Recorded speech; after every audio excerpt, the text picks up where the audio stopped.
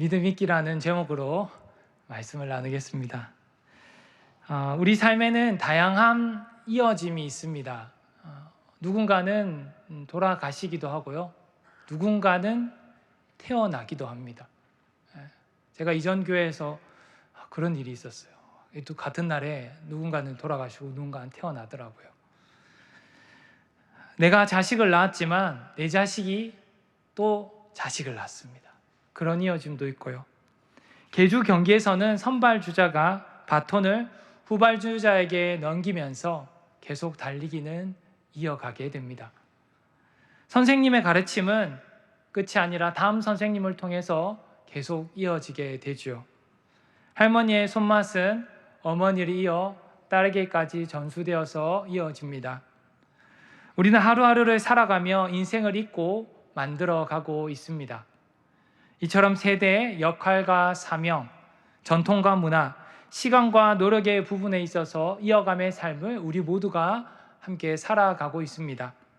많은 주제 속에서 우리는 믿음을 이어가는 것이 중요하다는 이 생각을 가지고 오늘 한번 고민해 보기를 원합니다.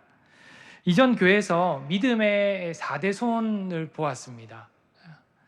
아름다운 이 믿음의 이어짐을 보여주시고 또 그분들이 앞장서서 섬김의 모습을 보여주는 것을 보고 참 좋았습니다. 이런 가문이 믿음의 가문이구나라는 생각을 했습니다.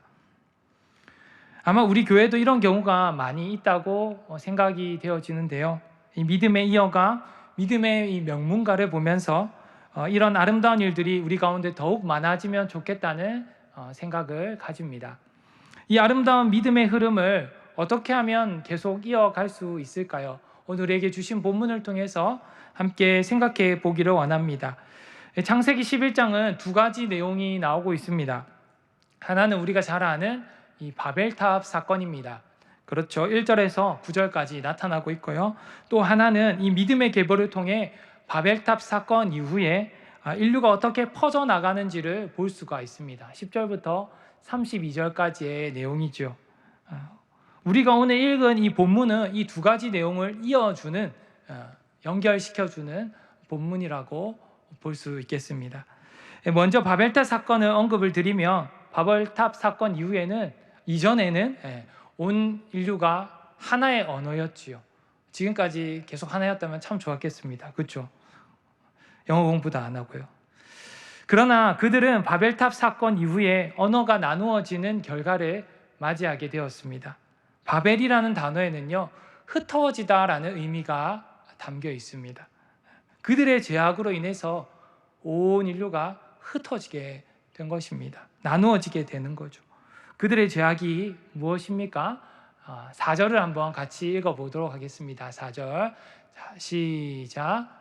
또 말하되 성읍과 탑을 건설하여 그 탑 꼭대기를 하늘에 닿게 하여 우리 이름을 내고 온 지면의 흩어짐을 면하자 하였더니 아멘.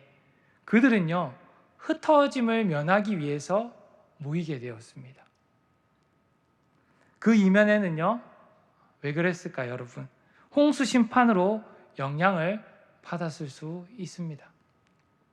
하나님께서 홍수 심판 후 다시는 물로 심판을 하지 않겠다고 말씀하셨지만 사람들은 그것을 믿지 못하는 것입니다. 하나님의 통치, 다스림을 받아들이고 믿지 못하는 것입니다. 하나님은 인류가 생육하고 번성하기를 바라셨습니다. 이것은 온 땅에 충만하게 거하는 것을 의미하지요. 그런데 하나님과의 뜻과는 반대로 잘못된 뜻을 위해서 모이게 된 것이죠. 그래서 언어가 혼잡하게 되고 흩어진 것입니다. 그들은 자기들의 이름을 내려고 했습니다. 이것이 잘못되었죠. 인간은 하나님의 이름을 영화롭게 하는 존재들입니다. 소율이 문답 1답 1문에도 우리의 인간의 목적이 잘 나와 있지 않습니까? 나의 이름을 드러내는 순간 추락하게 되는 겁니다. 우리 주님이 알려주신 주기도문 가운데 하늘에 계신 우리 아버지요, 이름이 거룩히 여김을 받으시오며 라는 그 표현이 있지 않습니까? 이것은 하나님의 이름을 잘 드러내야 함을 잘 보여주고 있습니다. 사무엘상 2장 30절에 보면 제가 한번 읽어보겠습니다. 나를 존중히 여기는 자를 내가 존중히 여기고 내가 나를 멸시하는 자를 내가 경멸하리라 라고 말씀하셨습니다. 우리가 하나님의 이름을 위해 살아가려고 할 때에 하나님께서는 우리를 존중하시고 높여주신다는 것이죠. 그들은 탑을 하늘에 닿게 하려고 했습니다. 바벨탑을 쌓는다고 해서 그들이 막 쌓는다고 해서 하나님께 닿을 수 있겠습니까? 참 그 옛날 고대의 발상입니다. 그렇게도 할 수 없지만 이러한 시도는요, 인간이 하나님을 뛰어넘어 보겠다 하는 그런 교만함이 담겨져 있는 겁니다. 하지만 하나님은 언제나 인간 위에 계신 분이시죠. 바벨탑 사건은 하나님보다 높아지려고 한 것, 하나님이 없어도 된다라는 이런 잘못을 드러낸 크나큰 사건이라는 것입니다. 이런 만행들은요, 우리 죄악의 모습 속에 고스란히 담겨져 있습니다. 그들만의 모습만은 아닙니다. 하나님의 뜻을 거부하고 내 뜻대로 살아가는 것, 하나님의 이름을 드러내기보다 내 이름을 드러내는 것, 하나님과 함께 살아가는 것이 아니라 하나님이 없는 것처럼 살아가는 것입니다. 저도 목사이지만 가끔씩 하나님 없이 살아가는 그런 잘못된 모습들을 발견하곤 합니다.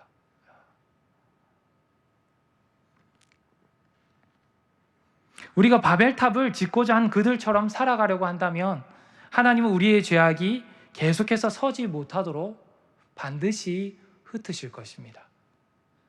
그들의 죄악으로 무너진 그 모습을 우리가 다시 읽으면서 우리의 마음에 한번 새길 수 있으면 좋겠습니다. 8절과 9절 우리 다시 한번 읽도록 하겠습니다. 자, 시작.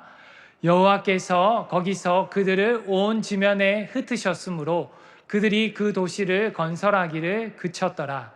그러므로 그 이름을 바벨이라 하니 이는 여호와께서 거기서 온 땅의 언어를 혼잡하게 하셨음이니라. 여호와께서 거기서 그들을 온 지면에 흩으셨더라. 아멘. 사람들이 이 바벨탑을 쌓으려고 한 것으로 인해 하나님께서는 철저하게 흩으셨지만 하나님은 그 속에서 주권적으로 구원의 역사를 이어가고 계십니다. 그것이 10절부터 나오는 내용입니다. 우리가 주목해서 보아야 할 부분이죠. 보통 창세기 11장은 이 바벨탑 사건이 좀 집중되어지는데요. 오늘은 이 바벨탑 이후의 본문에 조금 더 집중을 해보려고 합니다. 제가 어릴 적만 해도 사람들이 이 족보 계보에 대한 관심이 있었습니다. 요즘 친구들은 전혀 그런 것을 경험해 보지 못했을 것 같은데 아마 제가 마지막 세대이지 않을까 싶은데 학교에서 초등학교 때 그 너희 집 족보를 조사해오라고 했습니다. 그래가지고 제가 막 열심히 조사해봤는데 제 기억이 맞다면 제가 한시지 않습니까? 한시는 하나밖에 없습니다. 이 청주 한시거든요. 다 동질감을 느낍니다. 다 형제의식을 느끼는데 제가 조사한 바에 의하면 맞다면 청주 한시의 문정공파 34대손이라고 하더라고요. 이 어릴 적에는 이런 것이 있구나, 와 신기하다 이렇게 생각했는데 시간이 점점 흘러갈수록 그런 것은 잊혀져 가고 크게 의미가 있을까 이런 생각을 하게 되는 어느덧 그런 시점에 와버리게 되었죠. 그러나 우리가 정말로 잊지 말아야 할 너무나도 영광스러운 계보가 있습니다. 믿음의 계보입니다. 이 믿음의 계보는 성경에 기록되어 있지요. 이 계보 속에는 믿음의 조상들의 이름이 기록되어 있고 그 기록을 계속 거슬러 올라가다 보면 최고 상단에는 하나님이 계십니다. 이 성경에는 수많은 믿음의 계보가 있습니다. 오늘 본문은 그 가운데 하나인 노아의 아들 셈의 계보와 아브라함을 포함한 데라의 계보를 나타내고 있습니다. 10절에서 26절까지는 이 셈의 계보, 나머지는 이 데라의 계보가 나타나고 있는데요. 먼저 셈의 계보를 살펴보겠습니다. 특별히 여기서 좀 주목해야 할 인물은 오늘 우리가 읽은 셈과 아르박사십니다. 10절, 11절 다시 한번 읽어보도록 하겠습니다. 시작. 셈의 족보는 이러하니라. 셈은 100세 곧 홍수 후 2년에 아르박삿을 낳았고 아르박삿을 낳은 후에 500년을 지내며 자녀를 낳았으며. 네, 평소에는 좀 그냥 읽고 지나갈 수 있는 그런 본문이죠. 셈은 홍수 후에 2년에 아르박삿을 낳았습니다. 자녀를 100세 때 가진 겁니다. 100세 때. 그리고 그 후 500년 동안 자녀를 계속 가지게 되었다라는 것을 볼 수가 있습니다. 낳고 계속 낳고 한 거예요. 참 대단하지 않습니까? 이런 분이 오늘날 계시다면 어떻게 해야 될까요?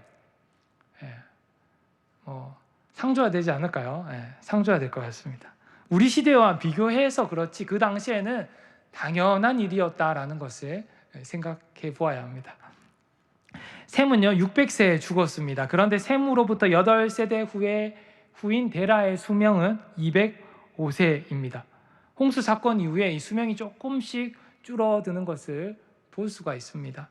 이것에 대해서요 창세기 6장 3절은 이미 말하였습니다. 창세기 6장 3절 같이 또 읽어볼까요? 시작. 여호와께서 이르시되 나의 영이 영원히 사람과 함께하지 아니하리니 이는 그들이 육신이 됨이라. 그러나 그들의 날은 120년이 되리라 하시니라. 아멘. 이것에 대해서 여러분이 이미 좀 알고 있는 들은 것도 있고 여러 가지 설이 있는데요. 죄악이 만연한 그들에게 내어진 하나님의 명령에 의해서 그들의 수명이 줄어들었다는 것으로 이해하시는 것이 바람직하겠습니다.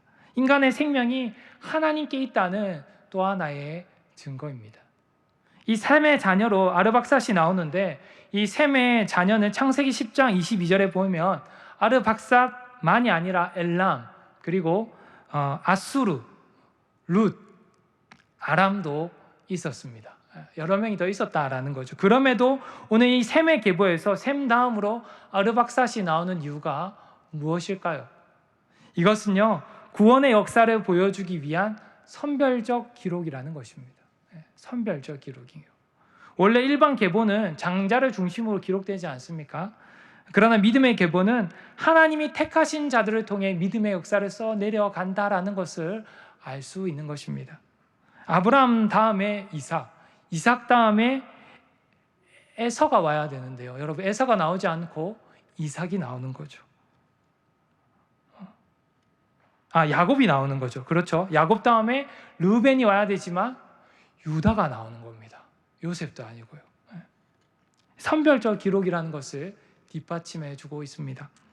27절에서 32절까지는요 데라의 계보가 나오고 있는데요, 이 계보는 하나님께서 세우신 믿음의 조상 아브라함을 드러내기 위한 계보라고 볼 수가 있습니다. 데라와 아브라함의 고향은 우르였습니다. 이 우르 땅은요 그 당시에 정치적, 종교적 중심지였습니다. 그리고 이 땅에는요 우상이 만연한 그런 도시였습니다. 그 가운데에서 아브라함은 태어났고 하나님을 그리고 뜻을 드러내는 소명자로 부르심을 받았다라는 것입니다. 이 아브라함과 비교해서 여러분의 하나님께 부름받은 그 과정은 어떠하신가요? 아브라함과 다르게 평안한 상황 속에서 하나님께 부르심을 받으셨습니까? 아니면 아브라함처럼 도저히 예수님을 믿기 어려운 상황인데 하나님의 은혜로 부르심을 받아 믿게 되셨습니까? 만약 그러하시다면 이 모든 과정을 무엇으로 설명할 수 있을까요? 평안함에서 부름받았든지 그렇지 않은 상황에서 부름받았든지 하나님의 은혜가 아니면 설명할 수 없을 것입니다. 그렇죠. 설명할 수가 없어요. 우리의 이 구원 과정을 하나님께서 주도하고 계신다는 것입니다. 하나님의 손에 달려 있습니다. 이 성경은 데라의 족보를 설명하는 가운데 또 사라를 오늘 등장시키고 있습니다. 사라는 태생적으로 임신하지 못하는 몸을 가지고 있었습니다. 데라의 집안이 생육하고 번성하는 부분에 있어 이 사라 이름이 딱 드러나는 것은 원래 문제가 있었다, 그런 집안이었다라는 것을 보여주는 대목입니다. 그러나 우리가 알다시피 하나님이 복을 주셔서 노년에 자식을 낳을 수 있게 되었죠. 사라의 등장은 우르 출신의 이 우상이 만연한 곳에서 하나님이 그런 자를 택하셔서 사용하셨다는 것처럼 도저히 은혜를 하나님의 자녀를 낳을 수 없는 그 상황 가운데서 자녀를 낳을 수 있게 된 그 하나님의 은혜를 드러내는 것과 똑같은 것들을 지금 보여주고 또 볼 수 있는 것입니다. 또한 이 아브라함의 아내가 이복 누이였던 사라였던 점, 그리고 이 집안이 다른 지역 사람들과 잘 교류하지 않았다는 점이 이 집안이 크게 번성한 집안은 가문은 아니었다라는 것을 드러내는 증거입니다. 그러나 하나님이 이들을 택하셔서 믿음의 계보를 이루는 굉장한 가문이 되게 하신 것이죠. 한 나라를 흔들 수 있는 그런 가문이 되게 하신 것입니다. 오늘 성경의 기록에 나타난 이 믿음의 계보는 연약한 자들을 들어서 하나님의 섭리대로 계획대로 인도해 가시는 하나님의 은혜를 여실히 보여주고 있습니다. 그리고 이 믿음의 계보에 대한 은혜는 우리가 속한 가문과 가정에도 이어지기를 소망합니다. 저는 모태신앙으로 태어났는데요. 감사하게도 저희 또 친가와 처가 쪽이 대부분 다 예수님을 믿고 있습니다. 그런데 대부분이라는 이 단어는요, 다 믿고 있다라는 것은 아니죠. 많이 있지만 한두 가정 정도 믿지 않고 있습니다. 그래서 저는 아직도 이 믿지 않는 분들을 위해서 기도하고 있습니다. 이들 모두가 하나님을 믿으면 얼마나 좋을까 그렇게 생각하고 있습니다. 아마도 저와 같은 마음으로 기도하는 우리 성도님들이 많으실 텐데요. 우리가 이 소망을 잃지 않고 계속해서 기도할 때에 하나님이 정하신 때에 그들이 주께로 돌아오는, 나오게 되는 은혜의 놀라운 역사가 있게 될 줄 믿습니다. 미국 매사추세츠주에 속한 작은 도시 노샘프턴에 있는 오래된 교회에 약 300년 전에 목회를 했던 목사님의 이름이 적혀 있습니다. 그분의 이름은 조나단 에드워즈입니다. 이 조나단 에드워즈의 목사님은 순수한 복음을 강조하면서 미국의 대각성 운동을 주도했습니다. 또 여성 해방을 주장했고 도덕과 박애라는 미국 특유 사회의 어떤 이 가치관을 만들어내었는데요. 초기 미국 교회사에 언급되는 위대한 인물 중에 하나입니다. 이 조나단 에드워즈의 가문은 위대한 명문가였습니다. 이 조나단 에드워즈의 조사한 윈십의 이 연구 결과에 따르면 에드워즈의 가문의 후손들은 수대에 걸쳐 놀라운 업적들을 만들어냈다고 합니다. 아마 한 번쯤은 들어보셨을 수도 있습니다. 이 사회에서 이 지도층을 많이 배출해 내었습니다. 이 구체적인 이 숫자는 자료마다 조금 상이할 수도 있는데요. 대충 다음과 같습니다. 1명의 미국 부통령, 3명의 미국 상원, 1명의 하원 의원, 13명의 대학 총장, 65명의 대학 교수, 30명의 판사, 100명 이상의 변호사, 60명 이상의 의사, 80명 이상의 고위 공무원을 배출해 내었다고 합니다. 또 영적 및 지적 유산도 많이 남겼는데요. 300명 이상의 목사 및 선교사, 60명 이상의 저술가, 그리고 신앙과 학문 분야에서 귀한 인물들이 많았다고 합니다. 한 방송 기자는 이 위대한 명문 가문이 된 그 이유를 알고 싶어서 당시 노샘프턴 교회 목사를 찾아가 인터뷰를 했다고 하는데요. 당시 목사님은 이 명문 가문의 이유로 믿음의 유산을 꼽았다고 합니다. 에드워즈 목사님은 그스라에 11명의 자녀를 두었는데요. 성경을 제대로 읽기 위해서 10대 초반에 히브리어, 그리고 헬라어, 라틴어를 완벽하게 구사하게 했다고 합니다. 철저한 신앙교육을 강조한 거죠. 너무 좀 우리가 좀 먼 얘기 같긴 합니다만 저도 저와 잘 비교가 안 되는데 저도 나름은 노력을 하고 있습니다. 아이들과 함께 큐티하려고 하고 우리 교회 유년부에서 너무 영화부에서 지도를 너무 잘해 주셔가지고 큐티하게 하고 부모가 막 성경 쓰게 하게 하고 막 그런 것들이 있더라고요. 이제 같이 하는데 매일매일 꾸준히는 잘 안 되는 것 같아요. 이게 왜 이렇게 안 되지? 너희들이 목사 자식인데 어떻게 하면 좋을까? 그렇게 생각하고 있습니다. 미안하다. 너무 어려운 일인 것 같아요. 근데 이 11명의 자녀들, 저는 고작 이제 2명인데 3명만 봐도 존경스럽거든요. 제가 존경스럽다 인사를 드리는데 11명의 자녀를 이렇게 훌륭하게 키워냈다는 거 참 대단한 생각을 가집니다. 또 이 에드워즈에게는요, 교육에 대한 열정이 있었습니다. 에드워즈 자신도 뛰어난 학자였지만 자녀들에게도 높은 교육을 받게 했습니다. 특히 딸들에게도 이 아들과 같은 교육 기회를 부여했다 하는데 당시에는 정말 대단한 일이었다고 합니다. 또 이런 것들이 전문성을 갖추는데 큰 도움을 주었고요. 또 높은 도덕적 기준이 있었습니다. 경건하고 도덕적인 삶의 중요성을 강조했고 이것이 가문 전체의 윤리 기준이 되었다고 합니다. 정직, 근면, 봉사 등의 가치가 후손들에게 자연스럽게 이어지게 되는 것이죠. 또 마지막으로 안정적인 가정 환경이 있었습니다. 사랑과 존경이 넘치는 그런 가정의 분위기, 그런 것들이 조성되고 어떻습니까? 그런 분위기 속의 아이들은 당연히 잘 자랄 수밖에 없지 않겠습니까? 잠재력을 발휘할 수 있는 기반이 되었다고 합니다. 이 모든 것을 종합해 보면 헌신적 사랑이 있었다는 것을 알게 됩니다. 에드워즈 목사의 가문이 위대한 명문가가 된 것은 신앙에 기초한 사랑이 있었다라는 것이죠. 저와 여러분의 가정이 바른 신앙을 목표로 하는 믿음의 명문가가 되기를 소망합니다.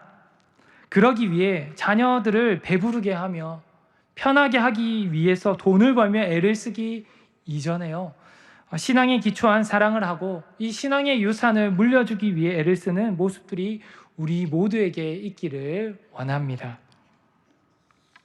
사랑하는 여러분, 오늘 우리는 이 바벨탑 사건 이후에도 하나님의 구원의 역사가 어떻게 이어지는지를 살펴보았습니다. 사람들이 자신의 이름을 내고자 바벨탑을 쌓았던 그 현장 속에서도 하나님은 끊임없이 자신의 백성을 선택하시고 믿음의 계보를 이어가셨습니다. 셈과 아르박삿, 데라와 아브라함을 통해 하나님은 믿음의 줄기를 놓지 않으셨고 지금 우리에게까지 그 믿음의 유산이 이어지게 하셨다는 것이죠. 믿음은 우연히 전해지는 것이 결코 아닙니다. 누군가 말씀을 듣고 믿고 순종하면서 그 믿음을 자녀와 이웃에게 전했기 때문에 가능한 것입니다. 그리고 그 이어짐의 결과로 오늘 우리가 이 자리에 있습니다.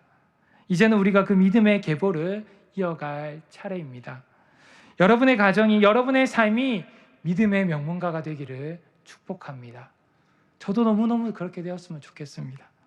이 시대에 하나님의 이름을 높이고 하나님의 뜻을 따라 살아가며 다음 세대에게 신앙을 유산으로 물려주는 가정이 되기를 소망합니다. 세상은 여전히 자기 이름을 내기 위해 탑을 쌓고 있지만 우리는 하나님의 이름을 영화롭게 하기 위해 믿음의 기초를 세워 나가야 하겠습니다. 하나님은 우리의 작고 연약한 순종을 통해 믿음의 씨앗이 자라게 하십니다. 우리도 언젠가 하나님 앞에 설 때 이렇게 고백할 수 있으면 좋겠습니다. 하나님, 저는 비록 부족했지만 제게 주신 이 믿음을 다음 세대에게 전하려고 최선을 다했습니다. 주님, 저는 다른 것이 아니라 이것을 전하려고 내 자식에게, 우리의 다음 세대들에게 한평생 노력하였습니다. 그렇게 당당하게 고백할 수 있는 저희들이 되면 좋겠습니다. 이 귀한 믿음의 이기 사명을 기억하면서 오늘도 가정에서 또 교회에서 세상 속에서 믿음을 지키고 살아가시기를 주님의 이름으로 간절히 축복합니다.